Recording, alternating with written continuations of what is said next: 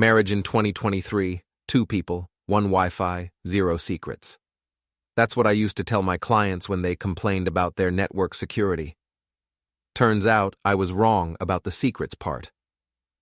My name is Reilly, and I'm about to tell you how my perfect suburban life turned into the most twisted revenge story you've ever heard. I'm 39, a tech consultant who specializes in making sure other people's digital lives don't fall apart. The irony wasn't lost on me when my own life started crumbling faster than a Windows 95 operating system. Our house sits in one of those picture-perfect neighborhoods where every lawn is precisely manicured and every marriage looks flawless from the outside. 3 bedrooms, 2.5 baths, and enough smart home technology to make NASA jealous. I installed most of it myself: cameras, sensors, automated everything. My wife Veronica used to joke that I was turning us into cyborgs. She stopped laughing about it recently. Veronica works as an HR director at a mid-sized marketing firm downtown. At 36, she's still stunning in that polished, Instagram-ready way that makes other women simultaneously admire and hate her. She spends more on skincare than I spend on groceries. But hey, marriage is about compromise, right? Our daughter Ruby is 15 and sharp as a razor. She gets her wit from me and her social skills from her mother. Most days, she's the only thing keeping this family from completely imploding. The first crack in our perfect facade appeared on a Tuesday evening in March. I was in my home office debugging code for a client's security system when I heard Veronica on the phone with her friend Tasha. "I'm just saying, Beth's arrangement works for her," Veronica was saying, her voice carrying that particular tone she used when she thought she was being profound. "Maybe traditional marriage is just outdated." I paused my typing. Veronica and her friends had been on this kick lately, consuming relationship podcasts like they were gospel and discussing modern love with the fervor of religious converts. "Open relationships aren't about not loving your partner," she continued. "They're about being honest about human nature." I saved my work and closed the laptop. Time for dinner, and apparently, time for whatever conversation Veronica had been building up to for weeks. The dining room felt colder than usual, despite the March warmth outside. Ruby was upstairs doing homework, leaving Veronica and me alone with our organic salmon and the elephant that had taken up permanent residence at our table. "How was your day?" I asked, cutting into my fish with more precision than necessary. "Good, busy. We're restructuring the benefits package at work." She picked at her salad, not meeting my eyes. "How's the Morrison project coming along?" "Almost finished. Should wrap up by Friday." I took a sip of wine, watching her over the rim of my glass. "So I couldn't help overhearing your call with Tasha earlier." Her fork paused halfway to her mouth. "Oh, that. We were just talking about Beth's situation." Beth's situation being her open marriage? "It's not as scandalous as it sounds, Alex. They're both consenting adults who decided to be honest about their needs instead of sneaking around behind each other's backs." I set down my wine glass carefully. "Are we talking about Beth here, or are we talking about us?" Veronica finally looked at me directly. Her green eyes had that determined glint I'd learned to recognize over 16 years together. "I think we should consider it." "Consider what, exactly?" "Opening our marriage. Being honest about the fact that monogamy might not be realistic for everyone." I leaned back in my chair, studying her face. "And what brought you to this conclusion? Some podcast guru? Or is there someone specific you'd like to be honest with?" Her cheeks flushed slightly. "This isn't about anyone specific. It's about us growing as people and not being constrained by outdated social conventions." Outdated social conventions. I repeated the words slowly, tasting their bitterness. Is that what our marriage vows were? Outdated social conventions? Don't be dramatic, Alex. This could actually strengthen our relationship, remove the temptation to lie or cheat by making everything open and honest. I pushed my plate away, appetite gone. So your solution to the temptation to cheat is to just not call it cheating? You're oversimplifying. Am I? Because it sounds like you want to have your cake and eat it too while I'm supposed to smile and pretend that's what I signed up for. Veronica's jaw tightened. I'm trying to have an adult conversation about our relationship, and you're being deliberately obtuse. No, I'm being deliberately married.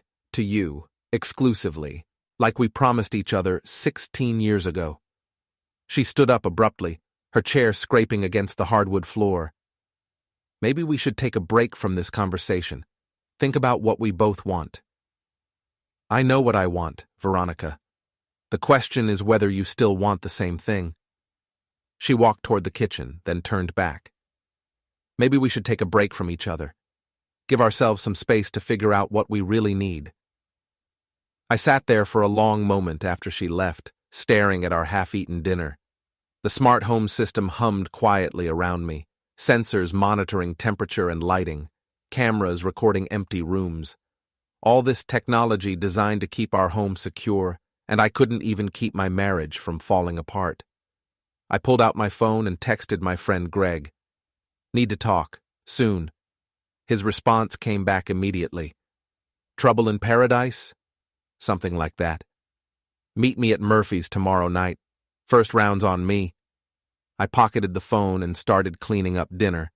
As I scraped Veronica's barely touched salmon into the garbage disposal, I caught my reflection in the kitchen window.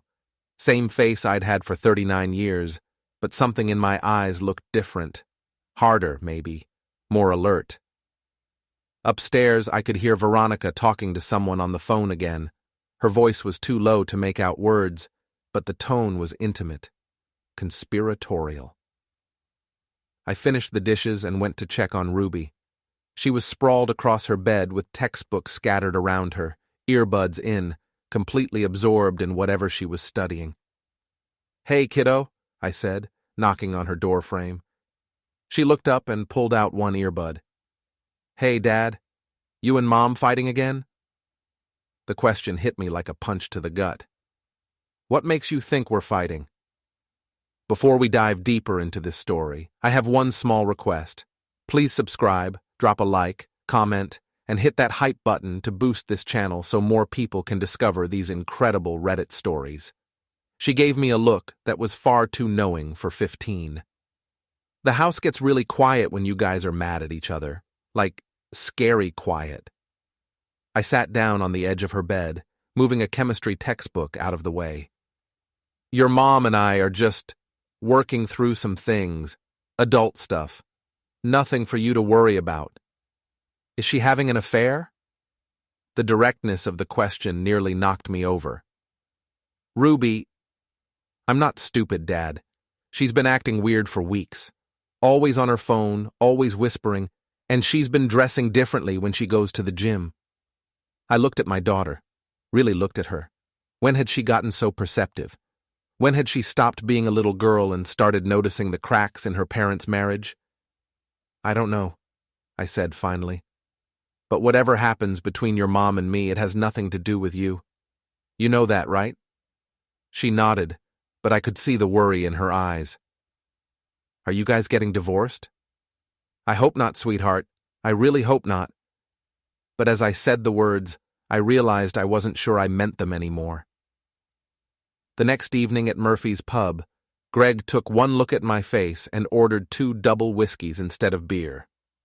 That bad? He asked, sliding the glass across the scarred wooden table. Greg Morrison had been my best friend since college and a cop for 20 years before retiring early to open a small private investigation business. He had the kind of weathered face that had seen everything twice and the dry humor of someone who'd stopped being surprised by human nature a long time ago. Veronica wants an open marriage, I said without preamble. Greg nearly choked on his whiskey. Come again? She wants to explore other connections while staying married. Says monogamy is an outdated social convention. And you said? I said no. Obviously. Greg studied me for a moment. But that's not the end of the story, is it? I shook my head. Ruby thinks she's already having an affair. Smart kid. What do you think? I think my 15-year-old daughter is more observant than I've been giving her credit for. I took a sip of whiskey, feeling it burn down my throat. The signs are all there. New clothes, secretive phone calls, suddenly very interested in personal fitness. You want me to look into it? No, not yet. I want to handle this myself first. Greg raised an eyebrow. Alex, you're a tech guy, not a private investigator. No offense. None taken. But I've got advantages you don't have. I installed every piece of technology in our house. I know her passwords, her habits, her digital footprint better than anyone. That sounds dangerously close to stalking. It's my house, my Wi-Fi network, and my marriage. If she's cheating, I'm going to find out. Greg leaned back in his chair. And then what? Then I decide what to do about it. The next morning, Veronica left early for what she claimed was a breakfast meeting with a potential new client. I waited until I heard her car pull out of the driveway, then went to work. Our home network was my masterpiece. Everything connected, everything logged. I'd built it with security in mind, but security works both ways. Every device that connected to our Wi-Fi left traces, and I knew how to follow them. Veronica's tablet was the weak link. She used it primarily for social media and streaming, and like most people, she'd gotten lazy about logging out of accounts. I didn't need her passwords when she'd already logged in from a device I controlled. Her Instagram messages were the first goldmine. Months of conversations with someone named Nolan Pierce, starting innocent enough, comments on workout videos, likes on motivational posts, but escalating quickly into something that made my stomach turn. Nolan. Your form on those squats is perfect. Bet you're sore today. Veronica. Very sore. Might need a personal massage session. Nolan. I know just the technique. When can you come in for a private session? The messages got progressively more explicit from there. I screenshotted everything, methodically building a timeline. The breakfast meetings that had been happening twice a week for the past month. The late nights at the office that coincided with Nolan's posted gym hours. The sudden interest in fitness that had led to a complete wardrobe overhaul. I looked up Nolan Pierce on social media. 31 years old, personal trainer at Elite Fitness downtown, the kind of guy who posted shirtless selfies with captions about living your best life and breaking boundaries. His follower count suggested he was moderately Instagram famous in the fitness community. My phone buzzed with a text from Veronica. Meeting running long, don't wait up for lunch. I checked the timestamp against Nolan's Instagram story, posted 20 minutes ago from Elite Fitness, showing an empty private training room with the caption, ready for my favorite client. The rage that hit me was unlike anything I'd ever experienced. Not the hot, explosive anger of a moment, but something cold and calculating. She wasn't just cheating. She was lying about it while asking me to agree to an open marriage. She wanted permission to do what she was already doing, probably to ease her own guilt. I spent the rest of the morning documenting everything. Screenshots, timestamps, cross-references with her calendar and credit card statements. The paper trail was damning. Hotel charges on days she claimed to be at work events, purchases at lingerie stores I'd never seen her wear anything from, restaurant bills for two when she said she was eating alone.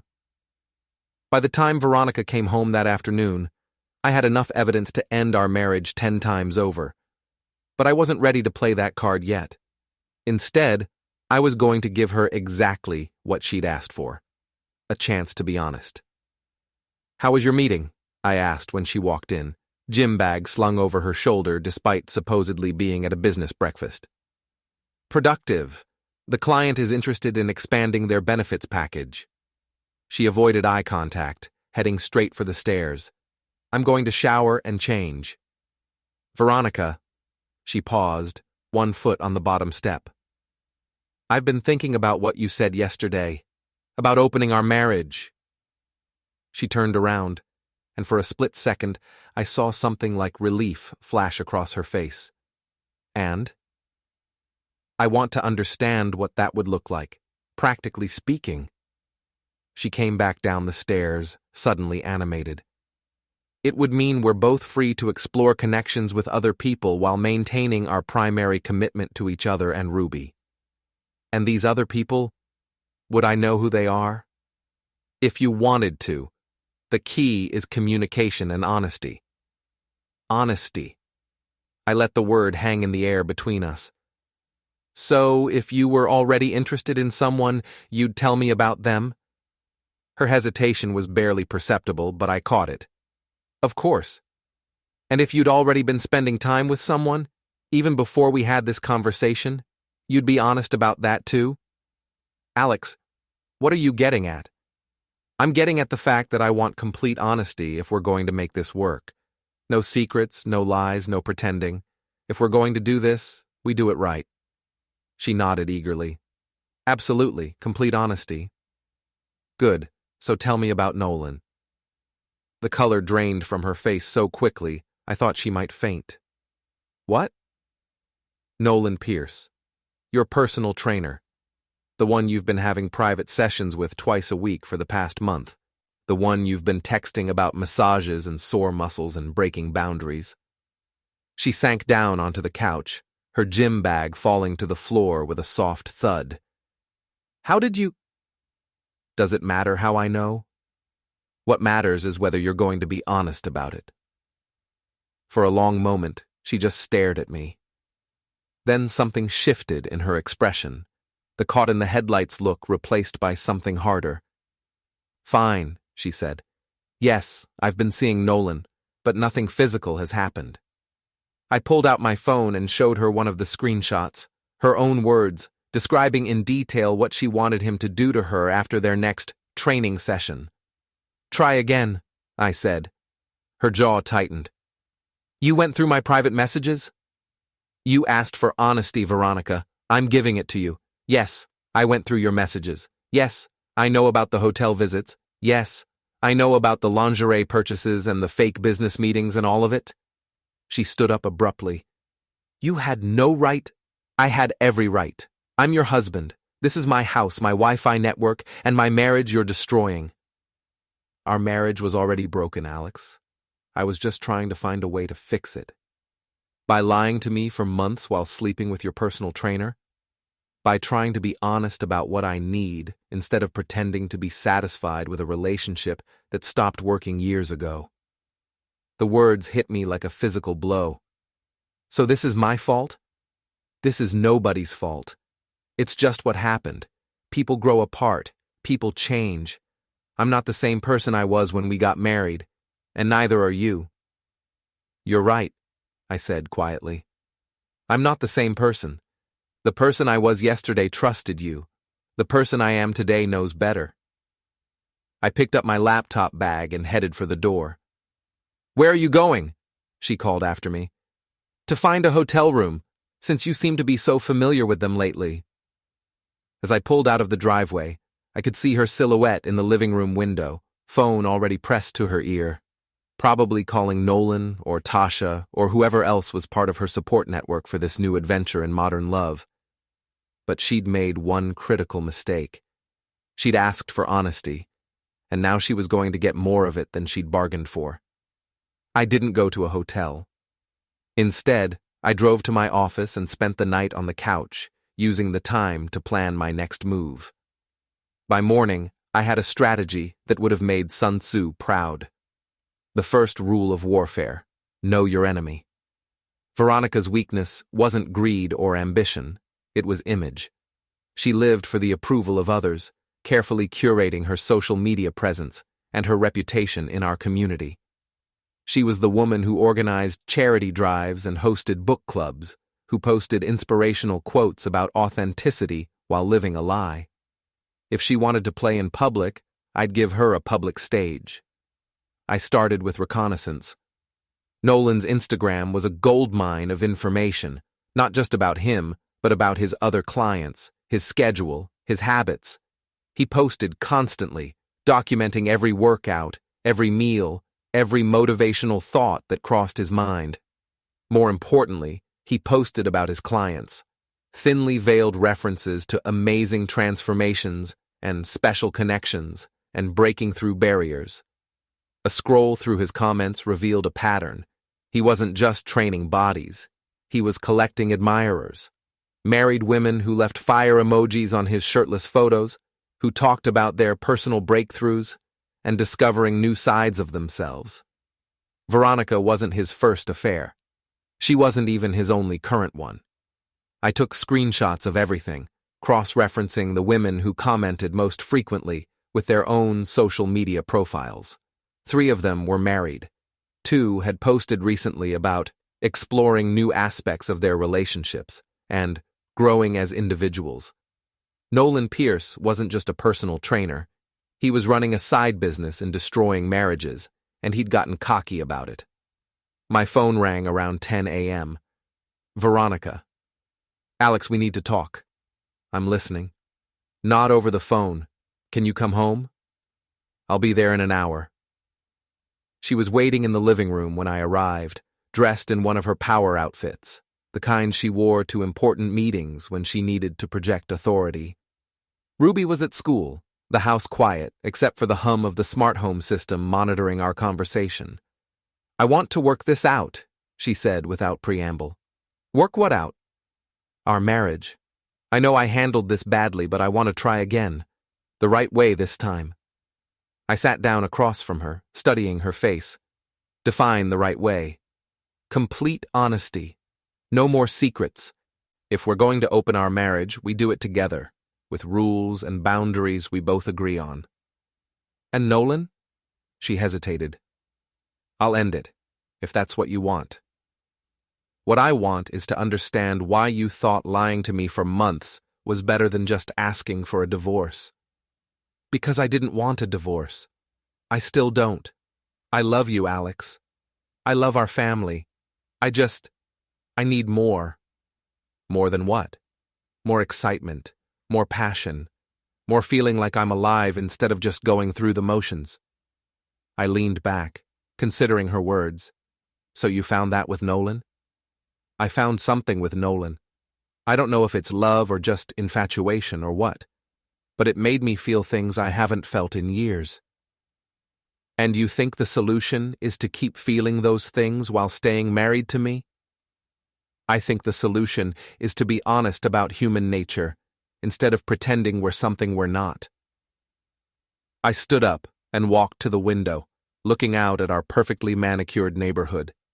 Mrs. Firth was walking her dog, probably hoping to catch some gossip to share with the other neighbors. The irony wasn't lost on me. Okay, I said finally. Okay? Okay, let's try it your way. Complete honesty, no secrets, everything out in the open. The relief on her face was almost painful to watch. Really? Really. But if we're doing this, we're doing it completely. No half measures, no private affairs disguised as open marriage. Everything transparent. Of course. Good. Then you won't mind if I post about it on social media. Let our friends and family know we're exploring new relationship dynamics. Her smile faltered. Post about it? You said complete honesty, no secrets. That includes being honest with the people in our lives about what we're doing. I don't think we need to announce it publicly. Why not? Are you ashamed of your relationship with Nolan? It's not about shame. It's about privacy. Privacy is what got us into this mess, Veronica. You wanted honesty? Let's be completely honest. I pulled out my phone and opened Facebook. How about this? After 16 years of marriage, Veronica and I have decided to explore an open relationship. We believe in growing as individuals while maintaining our commitment to each other and our daughter. Thanks to everyone who supports us in this journey. Alex, don't. Why not? This is what you wanted. Not like this. Then how? How do you want to handle the fact that you're sleeping with your personal trainer while asking me to be okay with it? She was quiet for a long moment. Then, maybe we should see a counselor first. Work through this with professional help. A counselor. I put my phone away. Interesting idea. Would Nolan be joining us for those sessions? You're being cruel. I'm being honest. Isn't that what you wanted? My phone buzzed with a text message. I glanced at it and couldn't suppress a smile. "What?" Veronica asked. "Text from Ruby. She's staying at her friend Madison's house tonight. Sleepover." "Okay." "Which means we have the house to ourselves. Perfect opportunity for you to invite Nolan over. Really embrace this new honesty." "I'm not inviting Nolan over." "Why not? You've been meeting him in hotels for weeks. Might as well bring the party home." She stood up abruptly. "I'm going for a drive. I need to think. Say hi to Nolan for me." After she left, I sat in the quiet house and opened my laptop. Time to do some more research on Mr. Nolan Pierce and his business model. What I found exceeded even my expectations. He wasn't just having affairs with clients, he was documenting them, not explicitly, but in a way that anyone paying attention could decode. Photos of training sessions that were clearly taken in hotel rooms, comments about breakthrough moments that coincided with his clients' absences from their normal routines. He was building a portfolio of conquests, and he was too arrogant to hide it properly. I spent the afternoon creating my own portfolio, screenshots, timelines, cross-references. By evening, I had a comprehensive dossier on Nolan Pierce's extracurricular activities that would make any private investigator proud. Veronica came home around 9, looking drained. "Did you think?" I asked. "I want to try counseling." "With Nolan?" "Without Nolan. Just us." "So you're ending it with him?" She nodded. "If that's what it takes to save our marriage." "When?" "Tomorrow." "In person?" "Yes." "At the gym?" "Alex, I want to come with you." Her eyes widened. "What?" "If we're being completely honest, I want to meet the man my wife has been having an affair with. I want to look him in the eye and understand what was so compelling about him that you were willing to risk our marriage." "That's not a good idea." "Why not?" "Afraid he might not handle the confrontation well?" "I'm afraid you might not handle it well." I smiled, and something in my expression made her take a step back. "Don't worry about me, Veronica. I'm going to handle this perfectly." Elite Fitness was exactly what I'd expected. All glass and chrome and motivational posters about pushing limits and breaking barriers. The kind of place where people paid premium prices to sweat in designer workout clothes while taking selfies for social media. Nolan Pierce was even more impressive in person than in his photos. 6'2", perfectly sculpted, with the kind of confidence that came from never being told no. He was finishing up a session with a middle-aged woman who was gazing at him with obvious adoration when Veronica and I walked in. "Nolan," Veronica called out, her voice artificially bright. "This is my husband, Alex." He turned toward us, and I watched his face cycle through surprise, calculation, and finally settle on practiced charm. "Alex, great to finally meet you, man." He extended his hand with a smile that probably cost more than my car. "Veronica's told me so much about you." I shook his hand, noting the firmness of his grip, the way he held eye contact just a beat too long. "Funny, she's told me quite a bit about you, too." "All good things, I hope." His laugh was perfectly calibrated, friendly but not too familiar. "Oh, very detailed things. Your technique, your stamina, your flexibility." The smile faltered slightly. Veronica shot me a warning look. "Alex is in tech," she said quickly. "He's always very thorough in his research." "Research?" Nolan's eyes sharpened slightly. "I like to understand the people in my wife's life," I said, "especially the ones she spends so much private time with." "Right. Well, Veronica's been making great progress. Real breakthrough moments." "I bet. Those hotel room sessions must be really intensive." The silence that followed was deafening. The woman Nolan had been training was still within earshot, suddenly very interested in our conversation. "Maybe we should talk somewhere more private," Veronica suggested. "Oh, I think this is perfect," I said. "Public spaces are great for honest conversations. No room for misunderstandings." Nolan's jaw tightened. "Look, man, I think there might be some confusion here." "No confusion at all. You've been sleeping with my wife for the past month while she lied to me about it. Now she wants to try an open marriage, and I wanted to meet the inspiration for this new arrangement." The woman nearby gasped audibly. 2 other gym members had stopped their workouts to listen. "Dude, you need to lower your voice," Nolan said, glancing around nervously. "Why? Are you embarrassed about your relationship with Veronica? Because she's been very enthusiastic about it in her text messages." I pulled out my phone and opened one of the screenshots. Here's a particularly interesting one from last Tuesday. Should I read it out loud?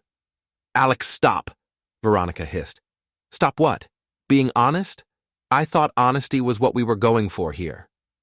Nolan stepped closer, trying to use his height advantage to intimidate me. "I think you should leave.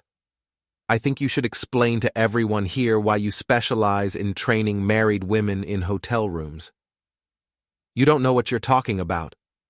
"I know exactly what I'm talking about. I know about Lisa Henderson, whose husband thinks she's at yoga class. I know about Jennifer Walsh, whose girls' night out twice a week is actually private sessions with you. I know about the little network you've built of bored housewives looking for excitement." The gym had gone completely quiet. Even the music seemed muted. "You're insane," Nolan said, but his voice lacked conviction. "I'm thorough. There's a difference." I looked around at the small crowd that had gathered. "Ladies and gentlemen, meet Nolan Pierce, Elite Fitness's expert in breaking up marriages. His specialty is convincing wives that they need more personal attention while their husbands are at work." "That's enough," Nolan snarled, moving toward me aggressively. What happened next surprised everyone, including me. Nolan reached out to grab my shirt, probably intending to drag me outside for a more physical conversation. Instead, I sidestepped, grabbed his extended arm, and used his own momentum to send him stumbling into a weight rack.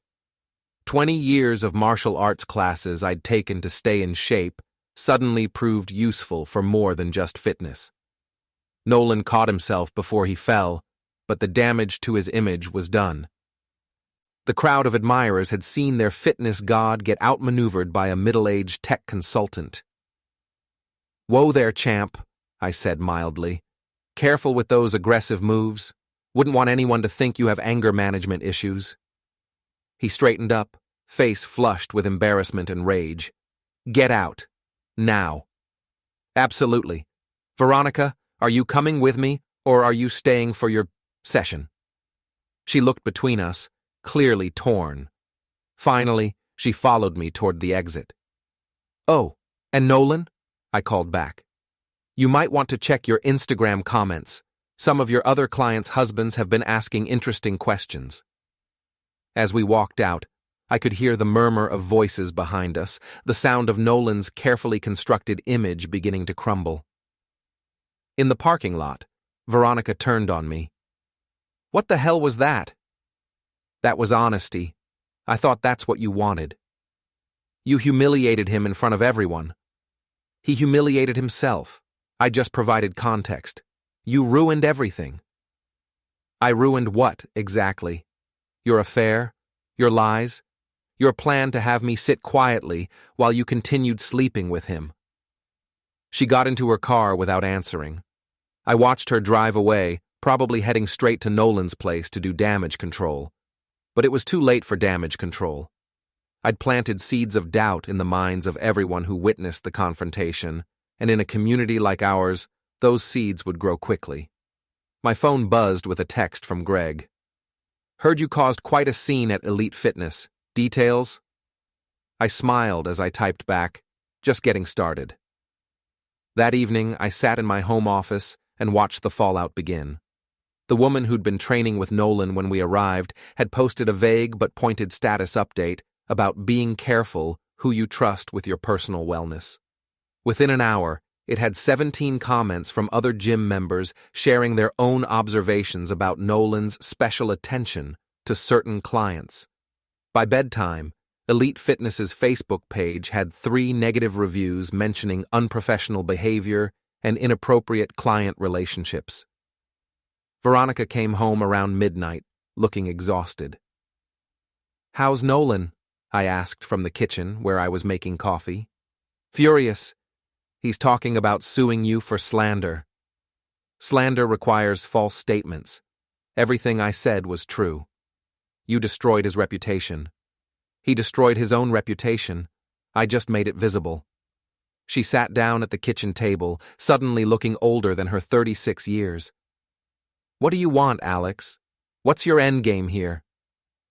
"I want my wife back, the woman I married, who valued honesty and commitment, and didn't think marriage was a casual arrangement to be renegotiated when she got bored." "That woman doesn't exist anymore."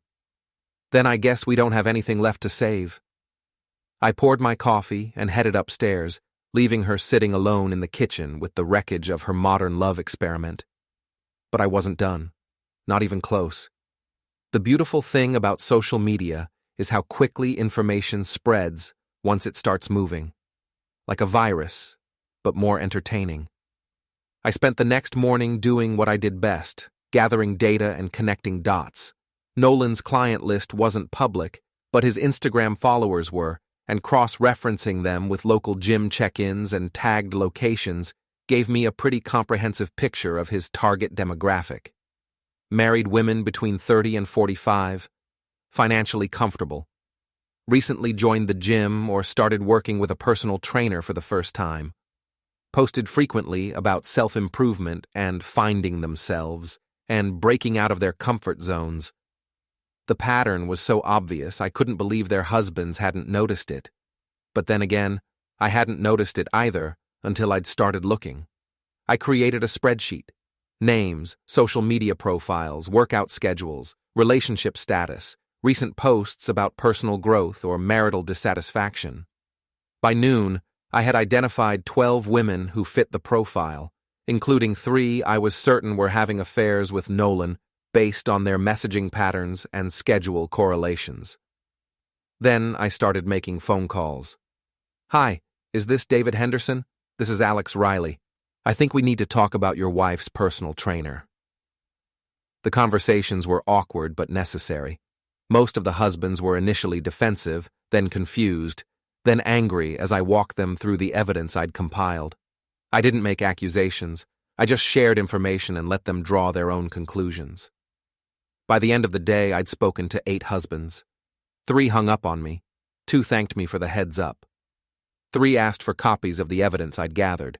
The network effect was beginning. Veronica came home that evening looking haggard.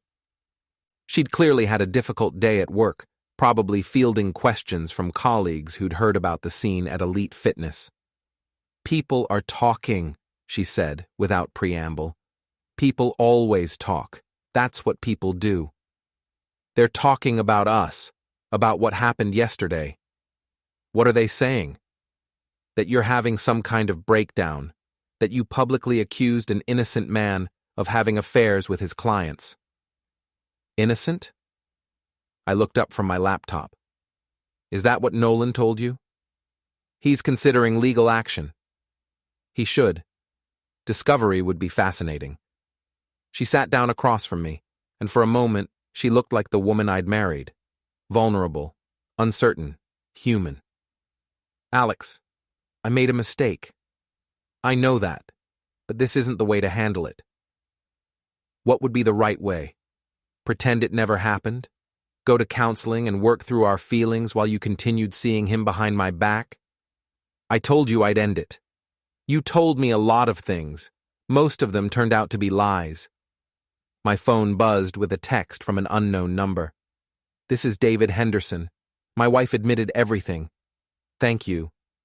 I showed Veronica the message. "Looks like I'm not the only one having breakthrough moments." Her face went pale. "You called their husbands?" I shared information. What they did with it was their choice. "You're destroying people's lives." "I'm revealing the truth about lives that were already destroyed. There's a difference." Another text, this one from Greg. "Murphy's. Now. You need to see the news." I grabbed my keys. "I have to go out." "Alex, please. We need to talk about this." "We've been talking. The problem is, you've been lying." At Murphy's, Greg was waiting with his laptop open, and a grim expression on his face. "You need to see this," he said, turning the screen toward me.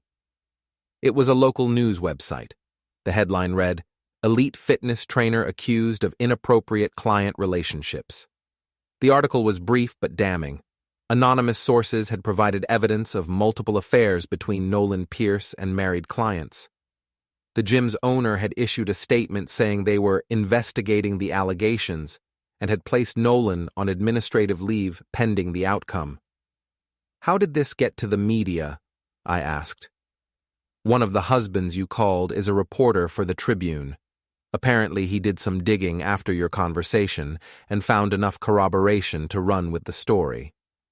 I felt a mixture of satisfaction and unease. This was escalating faster than I'd anticipated. "There's more," Greg said, scrolling down. "Check the comments." The comment section was a battlefield. Supporters of Nolan claiming he was being unfairly targeted. Former clients sharing their own experiences. Current clients defending him. And scattered throughout, anonymous accounts sharing increasingly specific details about his methods and behavior. "This is going to get ugly," Greg said. "It was already ugly. Now it's just visible." My phone rang. "Veronica." "Alex, where are you? Ruby's asking questions about why her friends are texting her about articles online." My stomach dropped.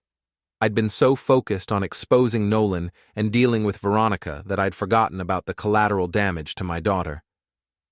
"I'm coming home." Ruby was in her room when I got there, door closed, music playing loudly. I knocked and waited for permission to enter. She was lying on her bed, staring at the ceiling, her phone face down beside her. "Hey, kiddo." "Hey." She didn't look at me. "Want to talk about what you've heard?" Madison showed me the article, and the comments, and the screenshots people are posting. I sat down on the edge of her bed. "I'm sorry you had to find out this way. Is it true? About Mom and that guy?" The question hung in the air between us. I could lie, try to protect her from the ugly reality of what was happening. But she was smart enough to piece together the truth anyway, and she deserved better than more lies. "Yes," I said quietly. "It's true." She was quiet for a long moment. Then, "Are you getting divorced?" "I don't know yet." "Do you want to?" I considered the question carefully. "I want your mother to be the person I thought she was when I married her. But I'm starting to think that person doesn't exist anymore." "She's still my mom." "Yes, she is. And whatever happens between us, that doesn't change. You understand that, right?" She nodded, finally looking at me. "Dad?" "Yeah?"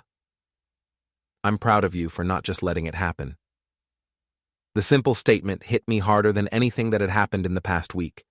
My 15-year-old daughter was proud of me for standing up for myself, for refusing to be a victim in my own life. "Thanks, sweetheart. That means everything to me." Downstairs, Veronica was pacing in the living room, phone pressed to her ear. When she saw me, she ended the call quickly. "That was my lawyer," she said. "Your lawyer?" "Nolan's threatening to sue both of us for defamation. He says you've destroyed his career and his reputation with false accusations." "They're not false." "He says they are." "Then he should welcome the chance to prove that in court. Discovery will be very illuminating." She stared at me for a long moment. "I don't recognize you anymore." "Good. The man you recognized was naive enough to trust you. This version of me knows better." My phone buzzed with another text from an unknown number. "Thank you for opening my eyes. Filing for divorce tomorrow. Jennifer Walsh." I showed Veronica the message. "Looks like I'm not the only one who's learned something this week." She sank down onto the couch, finally understanding the scope of what was happening. This wasn't just about our marriage anymore. It was about all the marriages Nolan had damaged, all the lies that were finally being exposed. "What do you want from me?" she asked quietly. "I want you to choose, him or us. But really choose, not this halfway nonsense about open marriages and modern love." "And if I choose him?" then we'll get divorced, and you can live with the consequences of your choices. And if I choose us, then you'll have to prove you mean it. No more contact with him, no more lies, complete transparency about everything. She was quiet for a long time. Finally, she looked up at me. I choose us. But even as she said the words, I could see in her eyes that she didn't mean them. Not really. She was choosing damage control, not commitment, which meant I was going to have to make the choice for both of us. The next morning brought news that changed everything. Nolan Pierce had been arrested. Not for the affairs, adultery wasn't a crime in our state, but one of the husbands I'd contacted had done some digging and discovered that Nolan had been using his access to clients' homes to steal jewelry and electronics, then selling them online. Small items that wouldn't be missed immediately, taken from women who were too distracted by their illicit romance to notice their valuables disappearing. Greg called me at 6 a.m. with the news. Your boy Wonder is in county lookup. Turns out he's been supplementing his training income with a little side business in burglary. I sat up in bed, immediately awake. Are you serious? Serious. Police found stolen goods in his apartment, including a necklace that belonged to Jennifer Walsh. She identified it from photos. Beside me, Veronica stirred. Who's calling so early? I covered the phone. Greg, there's been a development. She sat up, instantly alert. What kind of development? The kind that involves handcuffs and booking photos. I filled her in on the details while she stared at me in shock. That's impossible, she said when I finished. Nolan wouldn't steal from his clients. Apparently he would, and did, for months. But I never had anything stolen. She stopped mid-sentence, her face going pale. What? I asked. My grandmother's ring, the one I inherited.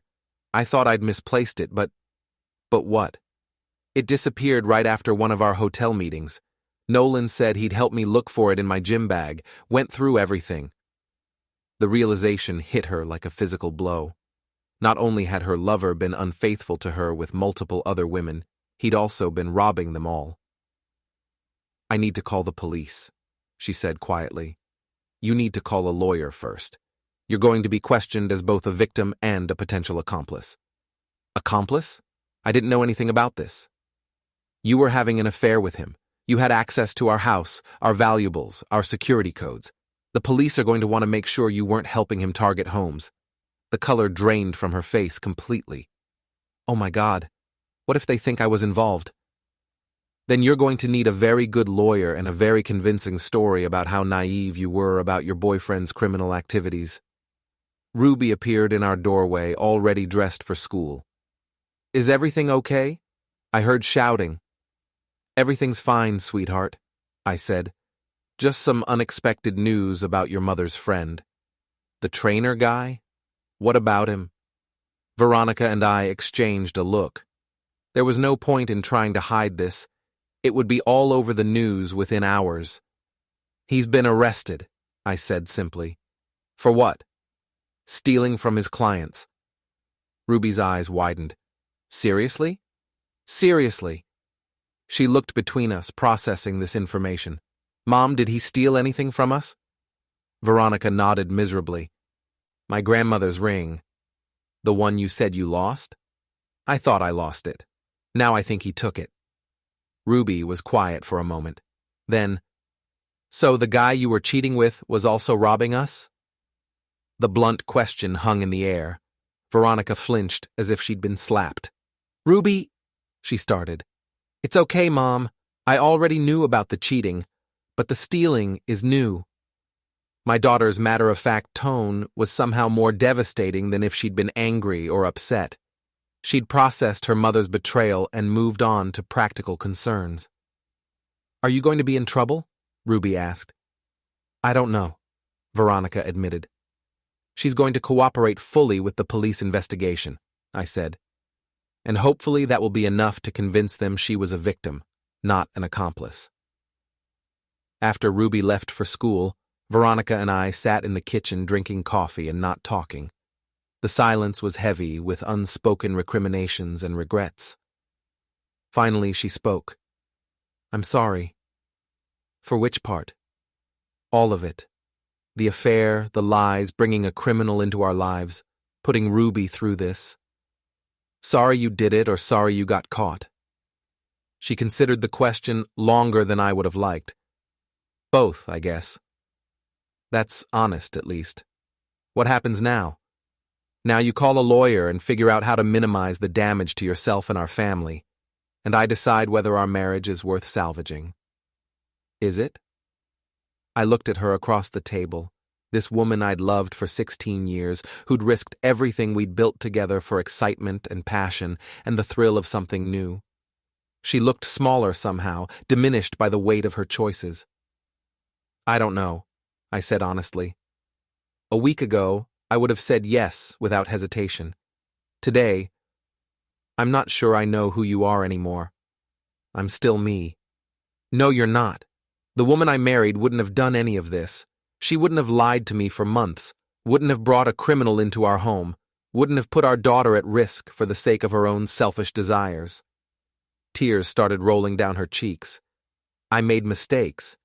You made choices. There's a difference." My phone buzzed with a text from my lawyer, Dana. "Saw the news. We should talk." "I have to go," I said, standing up. "Dana wants to meet. Alex, please, don't give up on us." I paused at the kitchen door. "I'm not giving up on us, Veronica, but I'm not going to pretend this didn't happen either. If you want to save our marriage, you're going to have to prove you deserve it." "How?" "Figure it out. You're a smart woman. You managed to conduct a months-long affair while convincing me everything was fine. Surely you can figure out how to be a wife worth staying married to." I left her sitting at the kitchen table, crying into her coffee, and went to meet with Dana to discuss damage control and exit strategies. Because while Veronica was trying to figure out how to save our marriage, I was preparing for the possibility that it couldn't be saved, and if it came to that, I was going to make sure I was ready for whatever came next. The war wasn't over, but I was winning, and we both knew it. That afternoon, the local news ran a follow-up story about Nolan's arrest, including interviews with several of his victims. Veronica wasn't named, but the reporter made it clear that multiple married women had been targeted by what they called a romance scam, designed to gain access to their homes and valuables. By evening, Elite Fitness had fired Nolan and issued a public apology.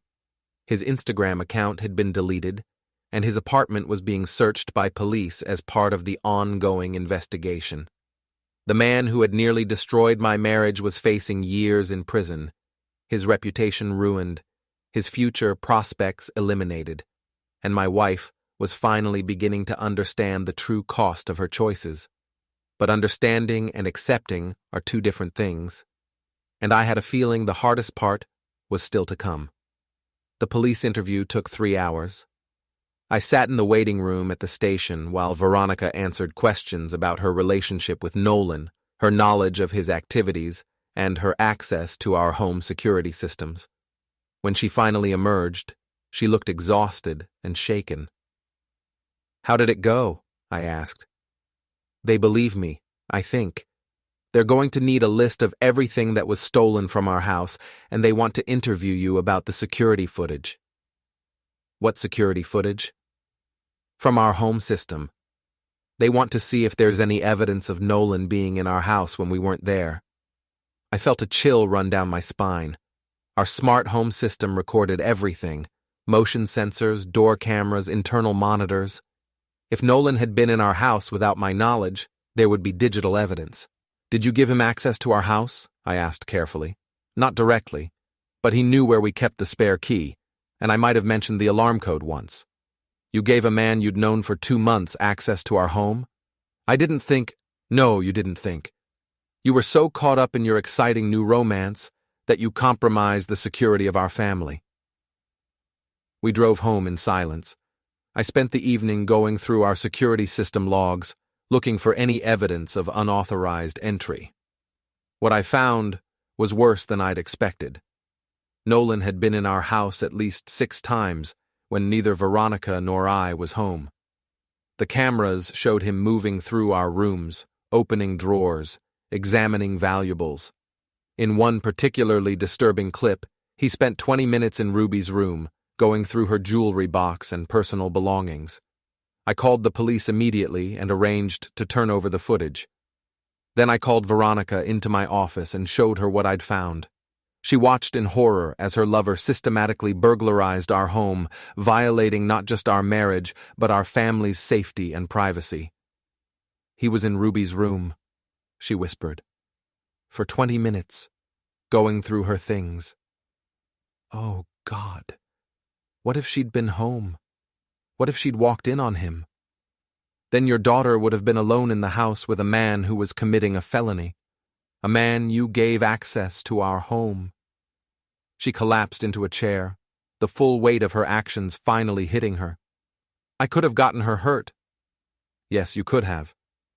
I need to tell her. No, you need to let me tell her. She's already dealing with enough fallout from your choices. She's my daughter too. Then act like it. Stop making decisions based on what you want and start thinking about what she needs. That evening, I sat Ruby down and explained what we'd discovered. She listened quietly, asking occasional questions, processing the information with the same matter-of-fact attitude she'd shown throughout this crisis. So he was stealing from us the whole time Mom was seeing him? She asked. Yes.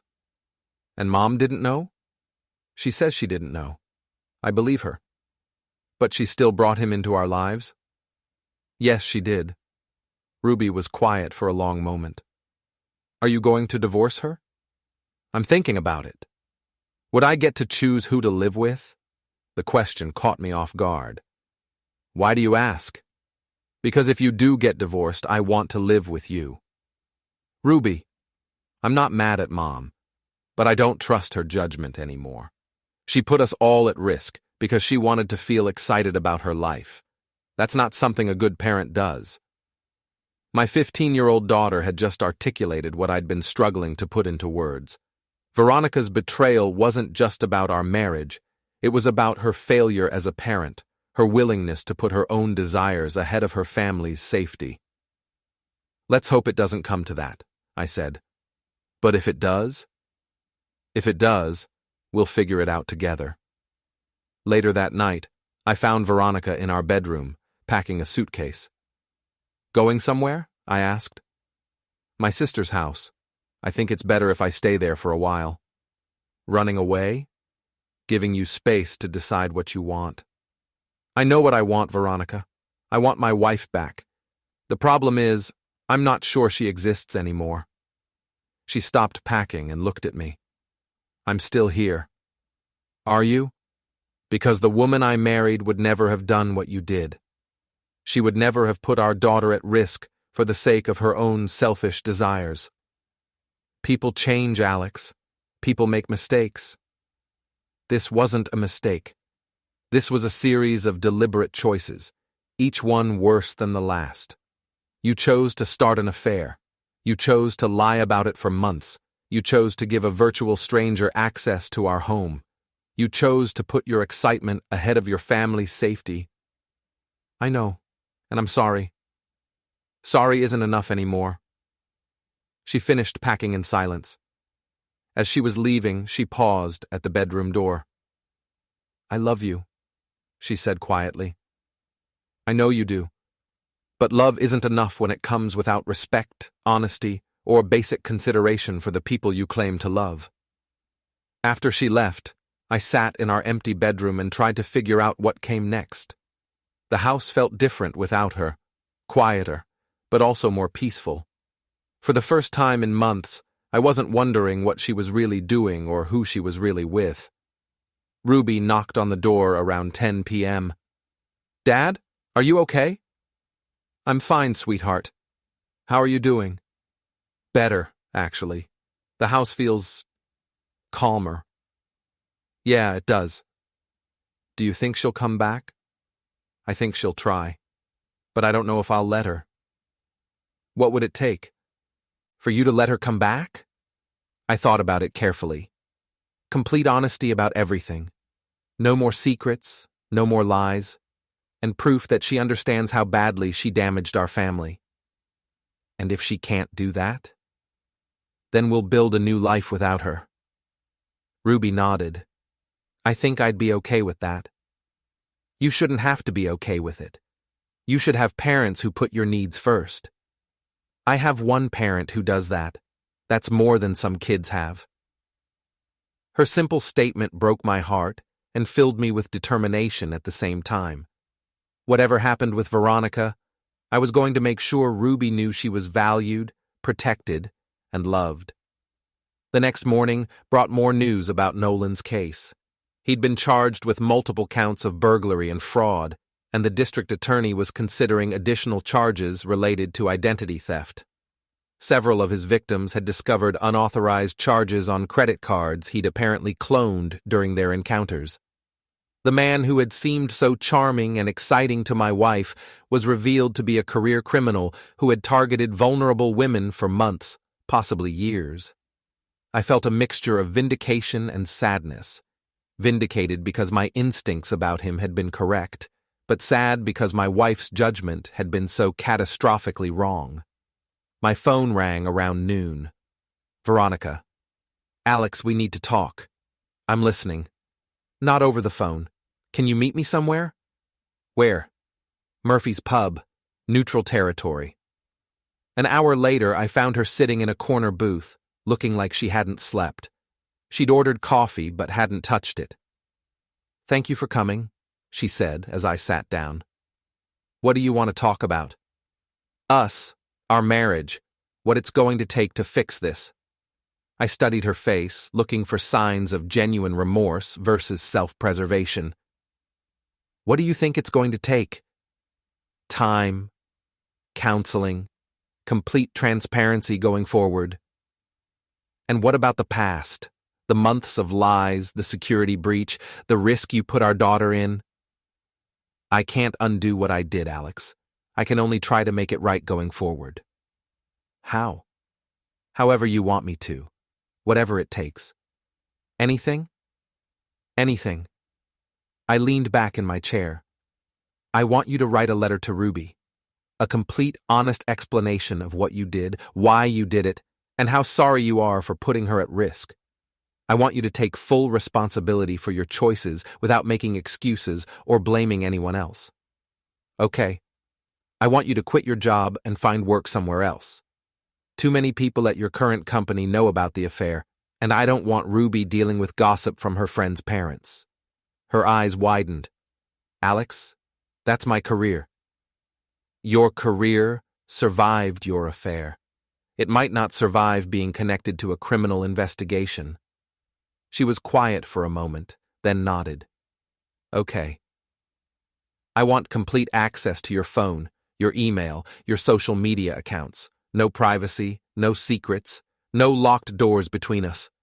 That's extreme. So was having an affair with a criminal. Do you want to save our marriage or not? Yes. Then prove it.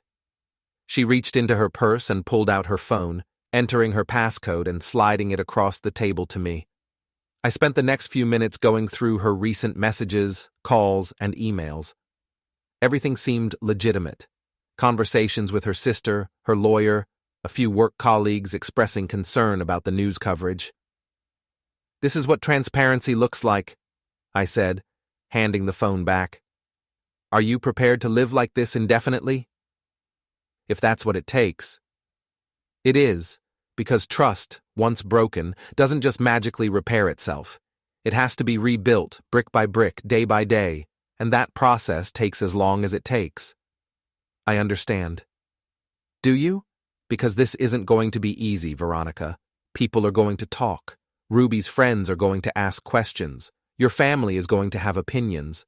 And through all of that, you're going to have to prove every single day that you're worth the effort it's going to take to forgive you. Tears started rolling down her cheeks. I know I don't deserve another chance. No, you don't. But Ruby deserves to have her family intact if it's possible. So I'm willing to try. Once. If you mess this up, if you lie to me again, If you put our family at risk in any way, it's over. Permanently. Do you understand? Yes. Then come home. We have a lot of work to do. As we walked out of Murphy's together, I felt cautiously optimistic for the first time in weeks. Not because I trusted Veronica, I didn't, not yet, but because I finally felt like I was in control of my own life again. The war was over. I'd won.